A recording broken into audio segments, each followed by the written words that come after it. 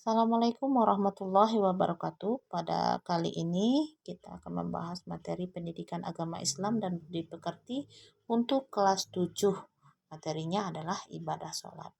Adapun capaian pembelajaran, yang pertama memahami hakikat sholat, yang kedua melaksanakan sholat dengan benar, yang ketiga menghayati nilai-nilai dalam sholat.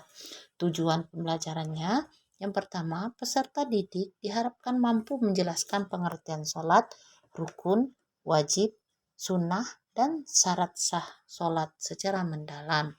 Yang kedua, peserta didik dilatih untuk melaksanakan gerakan sholat dengan benar sesuai dengan sunnah Rasulullah Shallallahu Alaihi Wasallam. Yang berikutnya, peserta didik didorong untuk menjadikan sholat sebagai bagian integral dari kehidupan mereka. Pentingnya ibadah sholat dalam Islam. Sholat adalah salah satu pilar utama dalam agama Islam. Sebagai umat muslim, kita diwajibkan untuk melaksanakan sholat 5 waktu setiap hari sebagai bentuk penghambaan dan ketaatan kepada Allah Subhanahu wa Ta'ala. Pengertian sholat. Sholat adalah ibadah yang terdiri dari gerakan dan ucapan tertentu yang dimulai dengan takbir dan diakhiri dengan salam. Tujuannya adalah untuk mendekatkan diri kepada Allah Subhanahu wa Ta'ala dan memohon ampunan serta berkahnya. Kewajiban bagi setiap muslim yang telah balik dan berakal, kecuali bagi yang berhalangan. Syarat wajib sholat. Yang pertama, Islam. Seorang muslim harus beragama Islam untuk diwajibkan melaksanakan sholat. Yang kedua, balik. Sholat wajib dilaksanakan bagi orang yang telah mencapai usia balik, yaitu sekitar 15 tahun. Yang ketiga, berakal. Orang yang melaksanakan sholat harus dalam keadaan sadar dan berakal, tidak dalam kondisi gila atau tidak waras. Yang keempat, suci dari hadas. Sebelum melaksanakan sholat, seseorang harus suci dari hadas kecil maupun besar dengan berwudu atau mandi. Rukun sholat. Yang pertama, niat. Berniat dalam hati untuk melaksanakan sholat. Yang kedua, takbiratul ihram. Mengucapkan Allahu Akbar sebagai tanda dimulainya sholat. Ketiga, berdiri bagi yang mampu. Berdiri tegak saat melaksanakan sholat kecuali bagi yang tidak mampu. Yang keempat, membaca surah Al-Fatihah. Membaca surah Al-Fatihah pada setiap rakaat sholat. Yang kelima, ruku dan sujud. Membungkukkan badan dan bersujud sesuai tata cara sholat. Yang keenam, duduk di antara dua sujud. Duduk sejenak di antara dua sujud dalam setiap rakaat.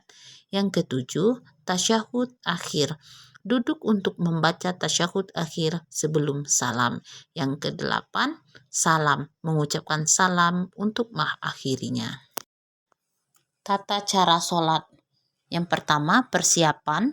Sebelum sholat, lakukanlah wudhu dan siapkan perlengkapan sholat. Yang kedua, gerakan. Ikuti gerakan-gerakan sholat dengan khusyuk dan tertib, seperti berdiri, ruku, sujud, dan duduk. Yang ketiga, bacaan. Bacalah niat, surah Al-Fatihah, doa, dan zikir sesuai dengan tata cara sholat. Sholat fardu. 5 waktu. Sholat fardu terdiri dari 5 waktu, yaitu subuh, zuhur, asar, maghrib, dan isya. Jumlah rakaat sholat fardu bervariasi dari 2 sampai 4 rakaat. Kewajiban sholat fardu hukumnya wajib bagi setiap muslim yang sudah balik dan berakal. Pahala melaksanakan sholat fardu dengan khusyuk dan tepat waktu akan mendapatkan pahala yang besar. Sholat sunnah. Pengertian. Sholat sunnah adalah sholat yang dianjurkan tetapi tidak wajib dilaksanakan. Jenis-jenisnya, beberapa contoh sholat sunnah adalah sholat duha, sholat tahajud, dan sholat witir. Manfaatnya adalah melaksanakan sholat sunnah dapat menambah pahala dan kedekatan dengan Allah Subhanahu wa Ta'ala. Adab dan etika sholat. Yang pertama, pakaian bersih. Memakai pakaian yang bersih dan sopan saat melaksanakan sholat. Yang kedua, khusyuk. Melaksanakan sholat dengan penuh kekhusyukan dan konsentrasi. Yang ketiga, rendah hati. Bersikap rendah hati dan penuh rasa hormat saat beribadah. Yang keempat, tepat waktu dalam melaksanakan sholat.